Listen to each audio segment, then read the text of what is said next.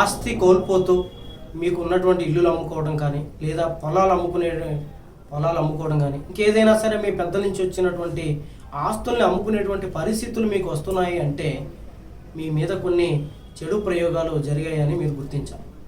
అన్నీ బాగుండి కూడా ఆస్తులన్నీ పోతూ కట్టుకున్న కొత్త ఇల్లు కావచ్చు, లేదా పొలాలు భూములు కావచ్చు, ఏవైనా సరే ఉన్నట్టుండి హఠాత్తుగా మీకు పెద్ద పెద్ద సమస్యలు వచ్చి పడిపోయి వాటి వల్ల ఏదో ఒక కారణం వల్ల ఇవి వెళ్ళిపోతూ అమ్ముకోవాల్సిన పరిస్థితి వస్తుంది అంటే మీ మీద కొంత చెడు ప్రభావాలు, చెడు ప్రయోగాలు, నరదృష్టి అధికంగా ఉండి మీ శత్రువులు ఇలా చేస్తున్నారని అర్థం చేసుకోండి.